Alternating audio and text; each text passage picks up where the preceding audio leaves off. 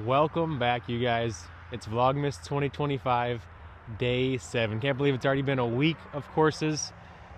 And course number 7 on my top 15 courses within 100 miles of Austin, Texas is going to be none other than Benbrook Ranch Disc Golf Course. This will be the second course we're playing north of the Colorado River, so you can tell I got love for the south side, but we're pretty spoiled on the south side with our courses, I can't lie. However, the new track here at Benbrook, redesigned a couple years ago. Fortunately, I never played the original design. I've heard horror stories, but this new track to me, tailor-made for a really top-level FPO MA1 style competition, and still a lot of fun for a player of my caliber. Once again, weather update. It's cold today. We're looking at upper 40s, 18 miles per hour north wind, and it was wet the last couple days, so we have like humidity in the air from the ground. So we're looking at a blustery day of disc golf. Hopefully the course has drained decently. Thankfully, as you can tell, all of a sudden the camera followed me. We have Megan here with us today to help us out, so the Vlogmas queen herself. Babe, toss me a nuke. I'm gonna rip this one. The green one. No. Other green one. Not the lobster. The nuke. Yeah. Green. Teal. She says teal. What do you guys, let me know in the comments. What's this color? What's this color right here? Would you call this green? Green or blue? Those are the two primary. No, don't even. No, she called it minty, which yes, it's green, you know. We're gonna call it green. But anyway, let us know what you call this color. Starting off with a par 4 here at Benbrook, you have a triple mandatory. I don't know, did Sprinkle Valley copy Benbrook here to start? I don't know, you guys tell me. Either way, another memorable start. Out of bounds flagged up for us here on the right. You can play a layup shot straight ahead and then attack the basket, or you can flex your nuke and go for the eagle like I'm about to. Wind ripping across from the left, so we got to take that into consideration.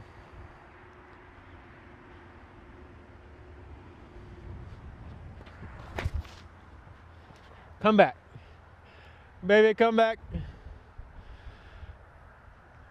Oh! I hit that last tree every time I try that flex. I feel like, all right, we're going cowboy start, 2 off the top, nuke OS this time.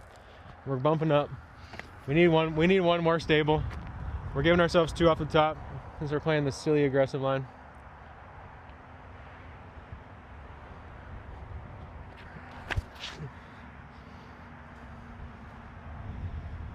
You know, it's probably a better tournament play. Make sure you miss out left, and wow, that somehow almost got into the weeds. 2 off the top, we're off to the races, let's go. The Hill Country Hyzers are probably the biggest organization here in Austin, really based out of North Austin. And look at this, we have a 300 foot to the pin brick that wasn't there last time I played this course. Little improvements like that go a long way to making the course more enjoyable for new players and your veteran players alike. Big thanks to Zan Irwin and the crew, because every time I'm out here, it looks better and better. That loop bag is definitely going to come in handy reading some wind today. And we got the long eagle bid on our cowboy start.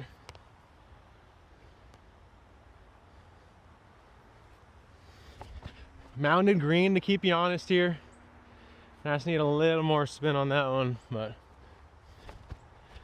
decent bid to start. Little changes like mounding up the green here on hole 1 helps to give the otherwise featureless green a little bit of a thought process for the players. So if you have some extra dirt and you're making a course, don't just get rid of it. Think about how you can use it to make your course better, especially if it's as easy as just making a little mound with it and sticking a basket on top.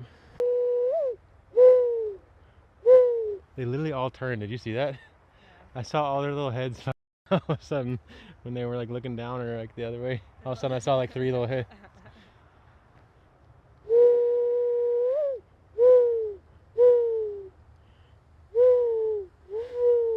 Alright. I'm not sure the name of the creek that runs through this course, but it's really full. They've definitely done maybe some clearing of this area to where it's more visible than before. But I didn't realize how much water was really sitting in this course. Hole 2, 282 feet out of bounds right with the flags. Left side, you will find the out of bounds once you get through the thick brush, or hopefully you never do. But there is that creek we mentioned over there. Big tree in the way. pick a side. For the righty, obviously your side's kind of chosen unless you're really just obsessed with throwing forehands, but the right side's more open either way. So I think regardless of your handedness, most players are going to take that right side. I go back and forth between like a stable faith and like a zone style disc here. I'm going to go with the faith today. We do have wind ripping out of the left. Actually, I'm going to let the wind do the talking. Might as well bump up to that OTB color shift zone. Fight the wind. Do you really need a run up? Yes, I need a run up. Well, I don't need a run up, but I like to use a run up so I can just throw that easy, you know. Another rather featureless green, but they got the little tower here to make it interesting.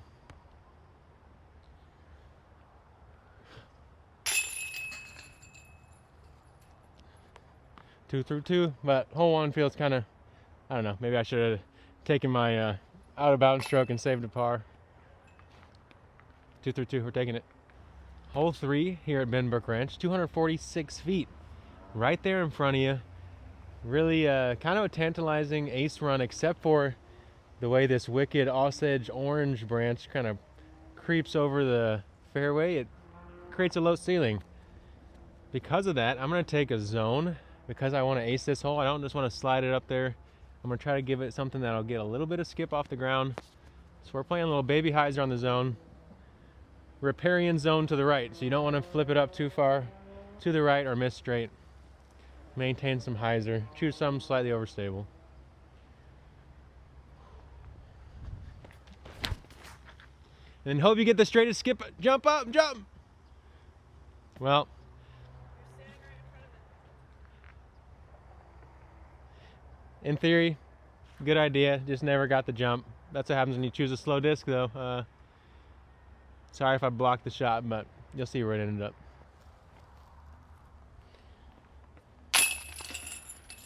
Turkey start here at Benbrook. I just realized 3 of the last 4 courses we played have the word ranch in them. A lot of ranches in Texas, if you couldn't tell. It's because of this legendary par 4 alone that the course Benbrook has its own mascot, the behemoth, who's said to live in the pond in front of the basket here on this 558 par 4 that offers a lot of technicality. You can play something a little bit shorter to maintain your accuracy and give yourself a longer approach, or you can try to press that straight shot up to the pond's edge to give yourself a touchy upshot. You can see the basket over there. Looks like they've put tons of fresh mulch on that green. And also a creek wrapping on the backside, so a lot of water on this hole. Relatively flat. I'm gonna go MD3 because it holds the line for me, and as long as I beat these little bunker of trees on the right side, then I can birdie from wherever.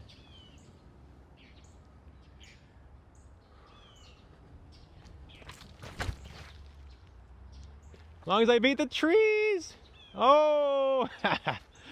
Just had enough hyzer on that, you guys. Kind of held on to the release a little bit late. Favorable kick because we're a local everywhere we go. Honestly, you guys, it's kind of sad that the Disc Golf Pro Tour can't even have freaking fairway to basket markers on every par 4 and 5 on their course. If you want to have a course that's worth its salt, worth playing, and you got par 4s and 5s, it's so easy, and it really makes pace of play, enjoyment from the players go up, and that means the fans enjoy it more. So, win, win, win. It's little shots like this where I'm really happy to have that Bushnell rangefinder in my bag. Looks pretty short. Nothing in the way except for this pond, so we want to make sure we have the right distance. Turns out it's 270, a little longer than my eyes told me it was. I was thinking maybe more like 235, 240. So glad I pulled out the rangefinder. Now I know when I bust out this straight faith, I got to give it a little oomph. Make sure I get it there. And you can't just blast this one. Like I mentioned, creek long as well. You got to have precision coming into forest green.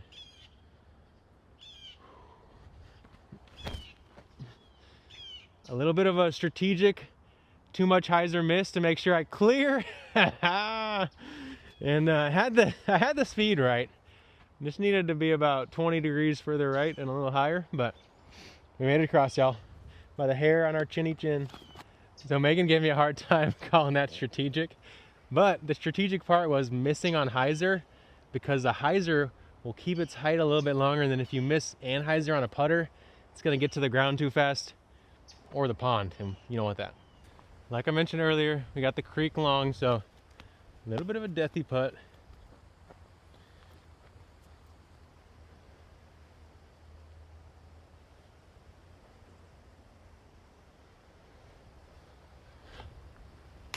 Oh, you guys, gotta get it up.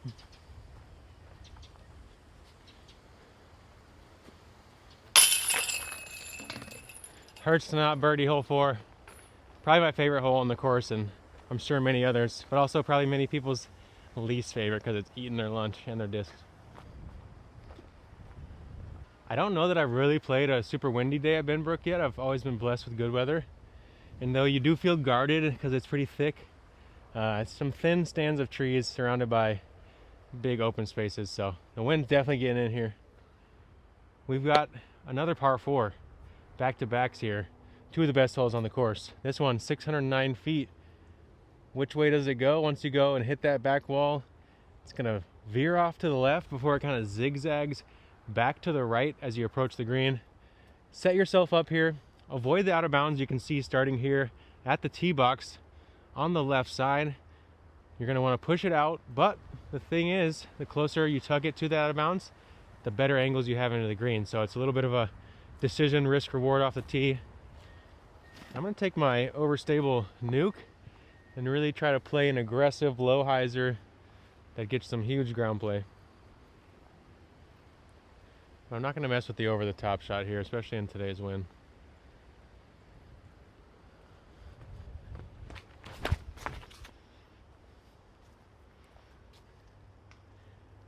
Oh, I caught that corner tree, otherwise we were gonna get a really big skip over to the left. Still should be looking at some kind of a forehand approach, but definitely sacrificed some distance there. I'm not sure if at some point in the past there was a lot more vegetation here, but I feel like there was. I don't know, I would have had this wide open approach being tight on the corner. I caught that cluster of trees. Fortunately stayed in bounds. I'm gonna pop a flat and firm Justice out there to the left. Let it dive back in. There is out of bounds surrounding the green, so you don't want to come in with too much speed. And we have the left to right ripping wind out of the north to contend with.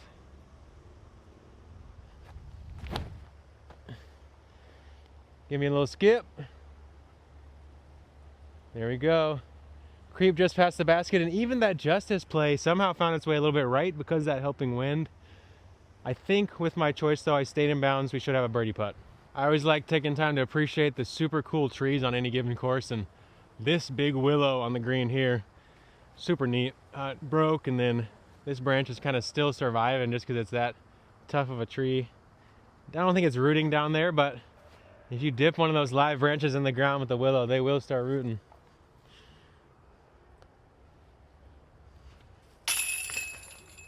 Pretty easy birdie on this hole as long as you can avoid out of bounds and not be directly behind one of those sparse fairway trees. Hole 6 is a par 3, not the longest, at 250 feet. Out of bounds from that last hole on the right. That shouldn't really come into play unless you somehow take a massive kick. Though it is a dead straight hole, in theory, I prefer to play this left side gap on turn with something that's gonna fight and flatten out, or maybe even skip back in the end, something like a zone, a Justice, something overstable, forced on turn. Then you avoid this first clump of trees on the right, whereas if I try to go straight at it, I feel like I'm bringing these trees in. I'm making the hole a little more punishing if I miss, versus if I go through that big gap, even if I overturn my disc a little bit, I'm gonna have an open putt. So let's try that zone. Baby turn down the left side on the fan grip.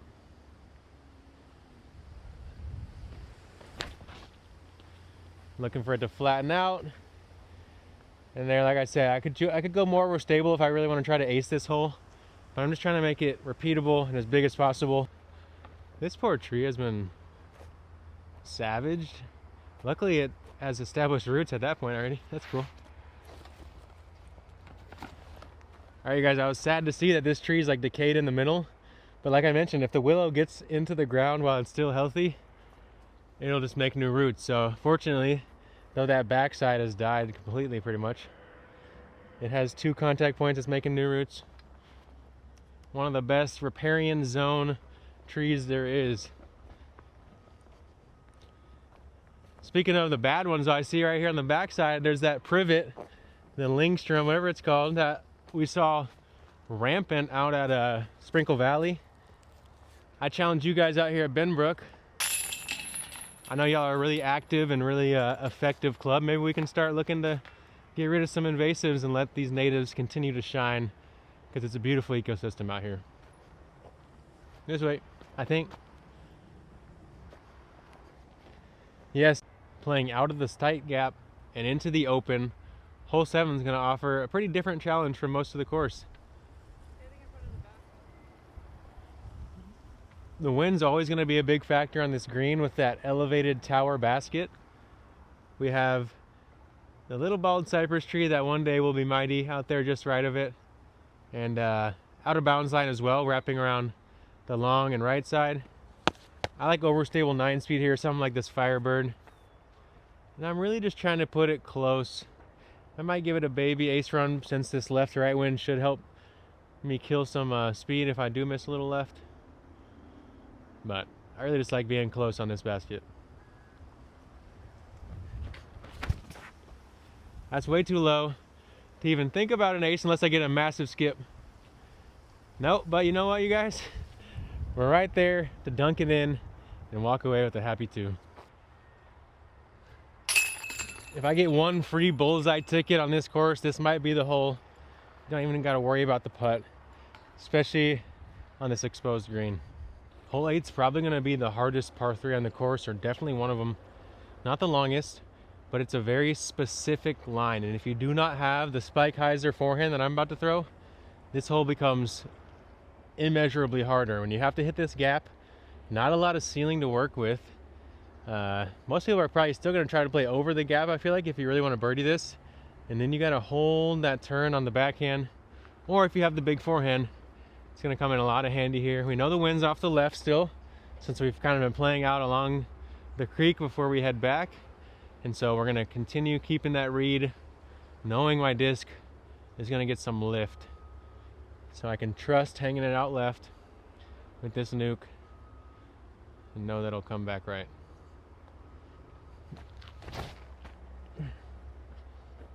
Oh, where's the trust, buddy? He literally just threw a sailboat 70 feet right. Holy moly, y'all. I probably should have thrown Firebird. I don't need that much disc here. And I needed to trust I could throw flat because the wind was just gonna body it. I came out 45 degrees hyzer and that thing just, see ya. Hear me out. We got the headwind. Float it past the basket, MTA style back in, because I don't think I can sneak it by the left, and we have creek long, so we're going floaty bid, y'all. This one's for Barsby. Go! That was actually a decent bid, not gonna lie to you guys. I'm happy with that. I'll take my par. It is sad for me every time I par at Benbrook. Feels like I've made a mistake, and this time it was the angle of release. Even just hitting the distance right on that putt felt kind of decent. Gotta settle for another par. Final hole of the front 9. They added a mandatory here because originally you could spike something over this gap. They wanted to not only keep you away from the walking path, but make you play the intended hole and force you to hit this low ceiling that's going to make me choose forehand on a shot where I think you can go either or depending on your comfort level. I like the forehand for the lower release with that branch. Still dealing with that same kind of head left to right wind. I'm going to go zone. See if we can get it to lift us just where we need it.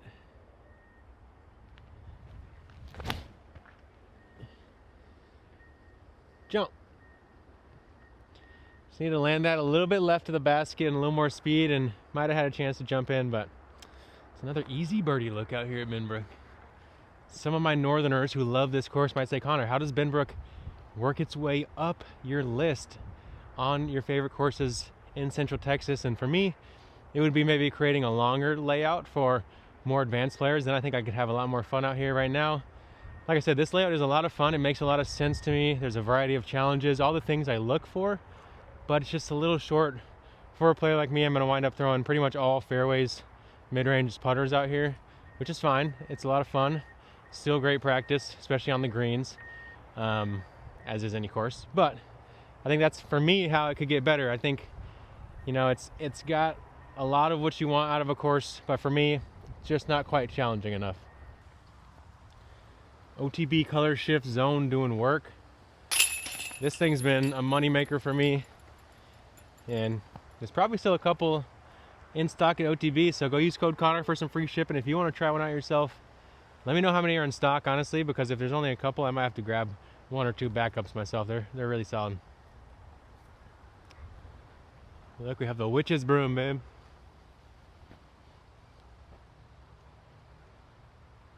People love making bonsai out of that stuff, apparently. This is called, they call it a witch's broom, this little thing. It's like when like a bunch of growth goes and just like comes out of a spot on a tree or whatever. When people in the bonsai community nerd out for getting that to air layer some roots, and then can make some cool trees. I don't know if you guys can hear it, but we got the creek once again running here, and we're making the turn on hole 10. It's like they planned it, you know. Any course, though, I feel like where you have running water as an ambient sound instantly gets like an extra star rating in my book. It's just, it brings the vibes.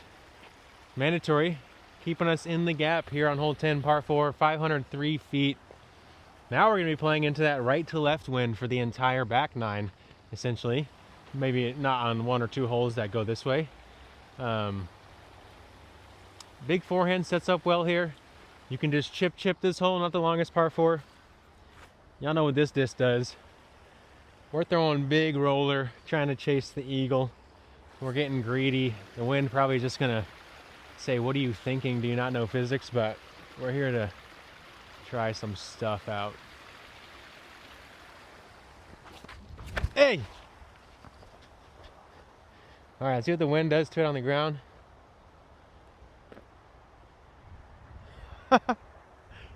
There's so much vegetation over there. I thought I had wide open spaces to work with, and now I'm just neck deep in the weeds. Whoops. I knew it was a bad idea from the start, y'all. So I failed to remember how much vegetation was here in the corner, and I guess the wind didn't have time to push me over. Greedy play either way. Now I'm gonna kind of step back away. Oh gosh. There's a reason they call this course the Behemoth, and it's not just the ponds. There's some thick vegetation out here. I'm trapped right now. Okay, there we go. Trying to affect the foliage as little as possible, per rules. Luna prayer shot.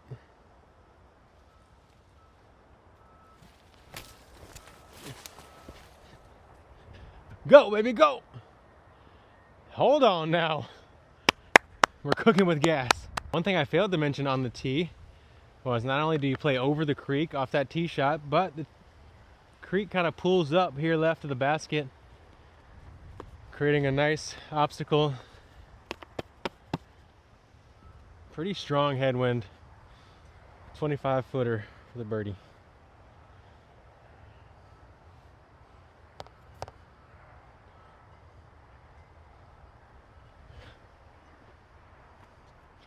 The wind, I literally thought the wind was just going to move my disc like 6 inches right out of the hand somehow. Talk about an overread. Wow. Alright, you guys, gotta lock the eyes in. Burn that chain into the vision. Woo! He slid out of here with par on this hole. I wanted to birdie this one. It's a fun hole, but I had a little too much fun off the tee, I guess. So, hole 11, 225 feet of dual option par 3. Obviously, the first option, dead straight at it. The reason a lot of people avoid it, you have the pond on the left with the, apparently there's a snapping turtle in there big enough to swallow discs. So, you know, you don't want to be there. A lot of players will take this right side backhand skipping shot for the right hand player, or a forehand skipping shot for the left hand player. Today's wind going to be helpful for that line. Maybe not as much for this dead straight line. It'll want to kind of smash or lift it depending on the wing angle. So we're gonna try to hit perfectly flat wing, dead in line at the basket with the faith. Laser lines, you know we love those.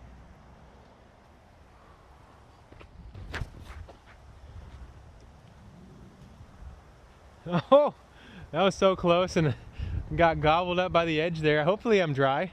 I think I am. Should be putting. We're gonna try 2 more because you know we gotta give some ace runs. Maybe for the gram or something, you never know.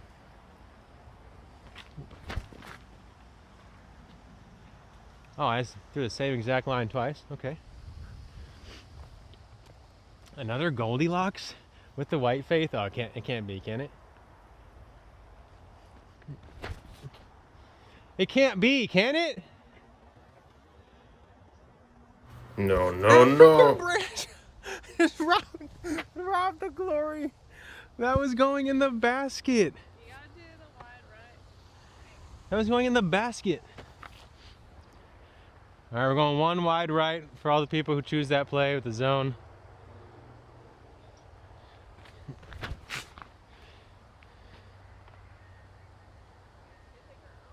No, I hit the tree that's behind these trees. No, hit the tree. Different one. Do justice, babe. All right, Megan says justice. I didn't know there was a tree back behind this first cluster. A little wider.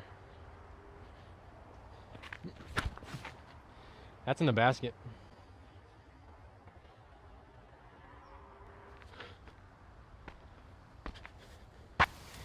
Getting to a knee to give myself as much room as possible here. Tricky spot. I'm gonna need this right to left wind because these branches are kind of in my way. Inside the circle so I can't fall.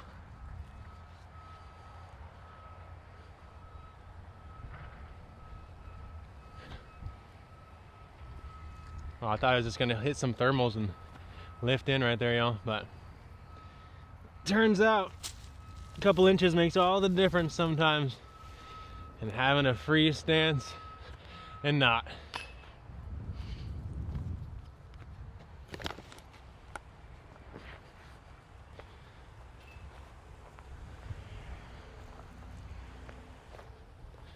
White Faith almost hit the most legendary back-to-backs there. Not that it was back-to-back throws with the disc, but same scenario as yesterday's.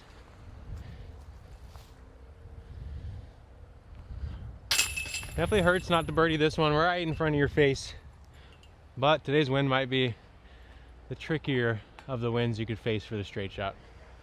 Hole 12, regarded by many and probably the statistics as the hardest birdie on the course. A par 4, you can see it straight ahead, but there is thick Benbrook style woods on either side. So if you're gonna be the player like myself who likes to get cheeky over the top here, try to push a big shot past these fairway trees in the middle, give yourself a wide open approach, you're gonna have to deal with that wind that we have today.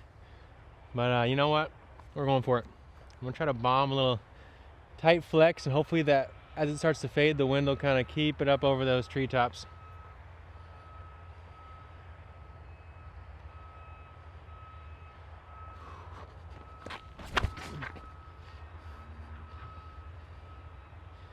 Little flip up on the hyzer release. It wasn't as flat as I meant. We made a lot of progress. We're gonna be pinched left, but I think we got far enough. We should have something. You guys, Austin is ever expanding. Huge shopping area being built right here. I already see dirt from the last time it rained running off into these woods here on the right side of this basket. You can see all this sandy dirt. And I fear for the day where it continues to rain and all this now goes and blocks up our beautiful bubbling Benbrook. So I don't think that's what the river thing is called, but anyways, it makes sense. And maybe we just put a little barrier over there.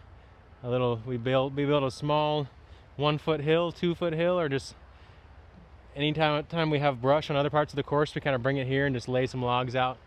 Try to slow some of that changing of the landscape, maintain that beautiful creek. I was able to cover some pretty good ground off that tee shot, and like I said, leaked a little bit left, but I think I'm far enough. I can reach this forehand around with the slammer. Make sure I maximize the stretch I get on the lie.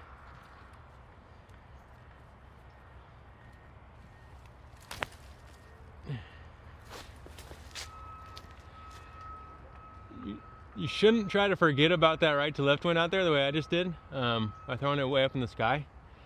We're gonna be putting. Luckily no 2 meter rule out here, nor should there really be anywhere, unless you're gonna choose it for specific bunkers, specific holes. That's the only time that rule to me makes any sense. So unfortunately for me, this Osage orange developed in a time with massive things trying to eat it, so all of its little fresh shoots are gonna have these barbs on them, like 1/2-inch barbs, not quite as mean as like a mesquite tree, but in the same kind of ilk. And once it matures off, they go away because it doesn't need them anymore. So unfortunately, I'm all up in the barbs here. Ow!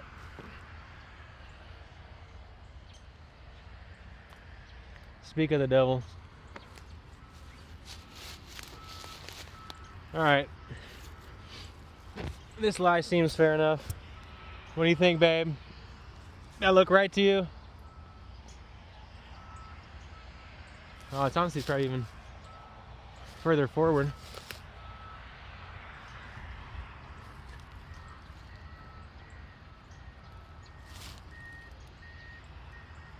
Why is getting a vertical lie so hard in disc golf? Every time you're too far, you're way too far back, then you go up, oh, way too far forward, and you never feel like you're right. I'm just gonna take this. This seems too far back, huh? But when in doubt, err on the side of being too far back to make sure you're playing the game legally. Now I got this branch literally just dangling. It is but a mental thing. I'm not gonna block the putt. It's a good test. Oh, I thought the wind would keep me up. Where'd the headwind go? I needed it for once. Just read the wind. You never need to rely on it. Had to settle for par here after one of my longest drives ever on this hole, so hurts my soul, but misread or forgot about the wind on the approach. Fatal mistake. Honestly, you guys, really sad to see what happened to this tree. Had a super cool like bench, but I guess someone decided they really needed to sit on it. And now this amazing little juniper had to get killed, or it's at least going to struggle for a long time until it maybe heals. But so we can't have nice things, you mother. Hole 13. Squeeze a hyzer through the most narrow gap on the course and get a massive right to left skip. I'm going Firebird. This right to left wind is actually really good for maybe giving us an ace chance here. Just got to keep those eyes down the gap on this hole.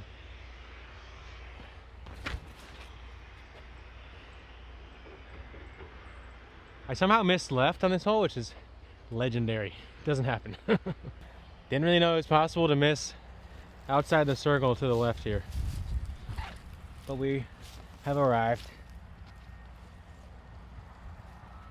Kneeling putt. Everything has thorns. Wind off the right. Have to fire this thing in there.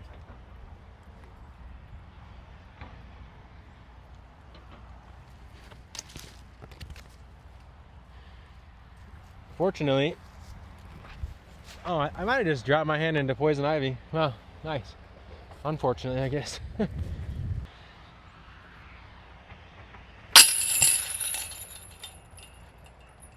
Only 245 feet, 14's not the longest, and it offers quite a few options. You can go straight at it, bunch of different windows to get in there. None of them are easy though. The biggest window is going to be this left to right spike hyzer. Forehand for the righties. I'm going justice. The wind is going to swing me very far, so I can even aim like 100 feet left here and just let that wind do its job.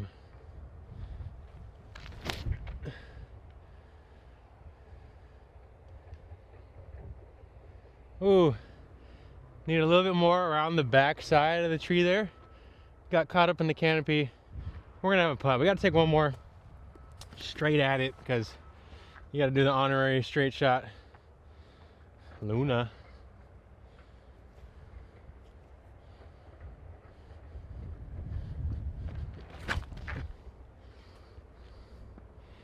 Get that thing in the air, maybe. We got the creek creeping up on us just behind the basket. Another one of those Benbrook signature towers. It's a good look.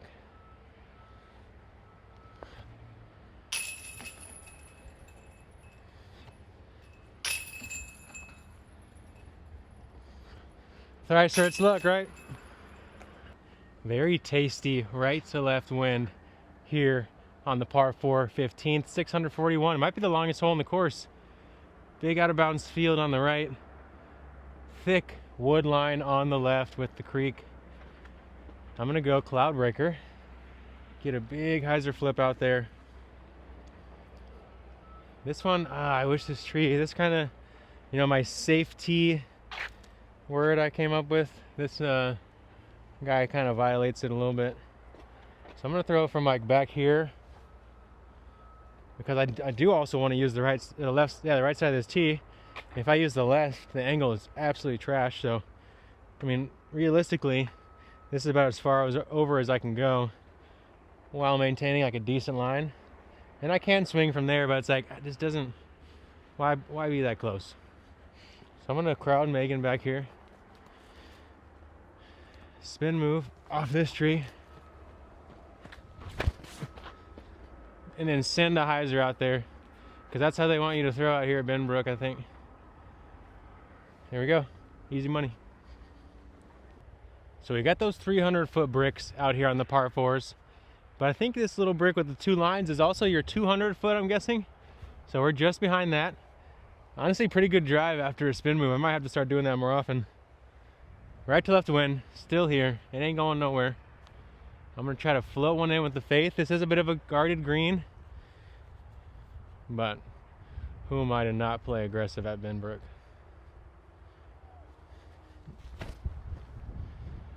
I cooked that speed-wise, and got a nice lucky kick. There we go.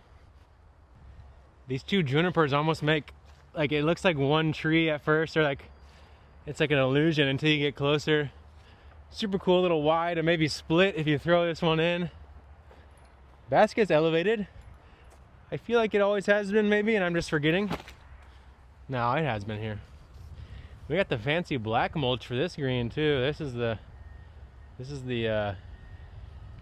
favorite child, if you will. And there's the easy birdie. A couple holes left. Let's finish on a streak.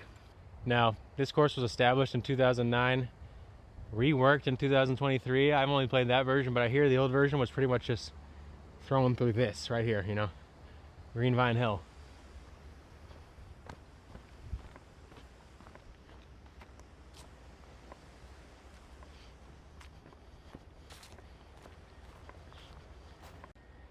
Hole 16 is dead straight, 320 feet, and there's a pretty cool built-in backpack holder here on the tee in this Osage orange tree. But you're gonna take your favorite straight flying disc that can handle some torque because of the low ceiling. You're not gonna just float a putter there, even though maybe you could theoretically throw a putter this distance. Mandatory here, keeping us left. So no, we cannot utilize that right to left wind on the spiking hyzer. Creek, left side, out of bounds.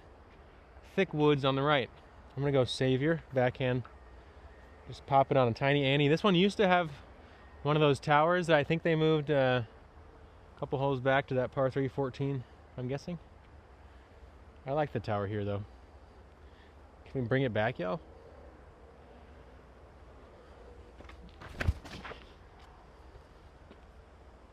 Hold, kick right. Oh no. We might be swimming. We might just be swimming for the first time today. Just the disc, not us. We're not getting in. Apparently the Savior is an aptly named disc. Somehow saved me a stroke. We're in bounds here. I don't see a line on this side currently.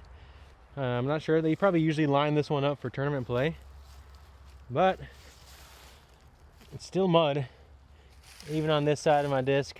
So we're gonna take our inbounds. Oh shoot, that's water if you go that far. Good thing we got the waterproof freaking Columbias on. Oh, we're gonna need them. We're gonna need them. Holy crap. It's probably good to leave an out of bounds line here just to keep people from mucking up and eroding this slope.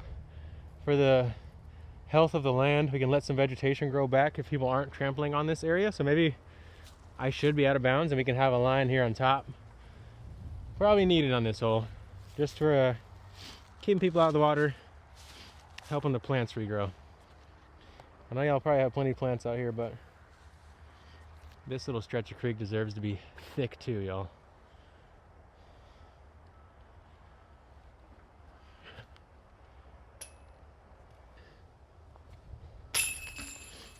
And we gotta settle for par, but I'm decently happy about it. I didn't think I was gonna get to miss a putt and take par here. Fortunately, we were inbounds. Hole 17, 357 foot par 3, straight ahead. You might ask, what's the challenge? Well, obviously we have a little bit of a gap, so you can't just take any shape you want. But there's also out of bounds long, so you don't want to lose your disc in the pond. MD3, a little bit of turn. We should be blocked enough. I don't think the wind will affect the shot too much, but we're definitely feeling it on the tee here.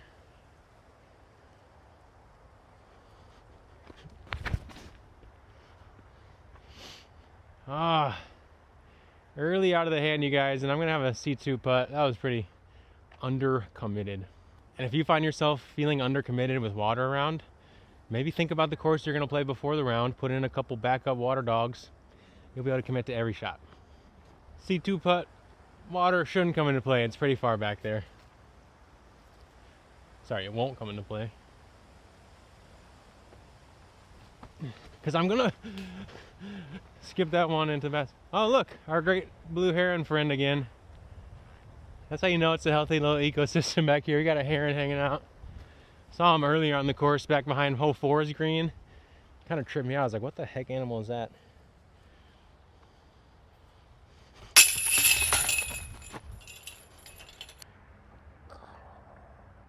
Hole 18, a par 4 at Benbrook. That's gonna ask you to dissect it in 2 different shots. Well, I don't like doing what they ask out here. I like having fun. And so I'm gonna try to squeeze this little sky hyzer. Today's right to left wind should help lift me and get me over that back wall of trees. I've never really thrown this one exactly how I want yet, but today's gonna be the day. Just zoom in on that fairway past the creek there. Once it's out of the hand, and you're gonna see it down there.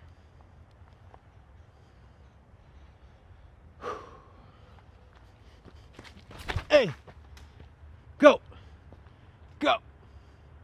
finish. Oh yeah, straight into the creek. If I didn't touch that first branch out of the gap, you guys, I think I might have cleared, but hit the first little tickler here on the first tree, and now we're gonna have to go save a birdie throw in or easy par. It's fine. I believe the out of bounds just it's kind of gone, I guess, after some mulch spreading, but I'm gonna assume it corners off on this side of the bridge, and we went out of bounds like right here. So I'm gonna take my meter back and then go further to open up the line.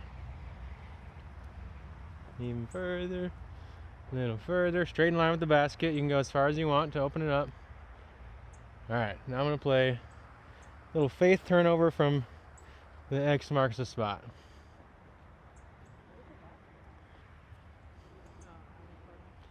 Yep.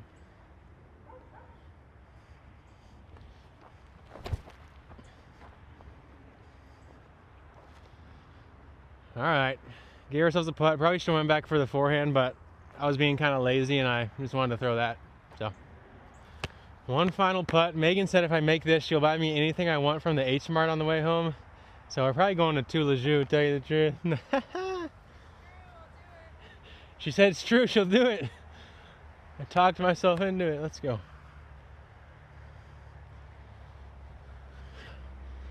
That's how much she wants to be done. Come on, I'm going to Toulajou.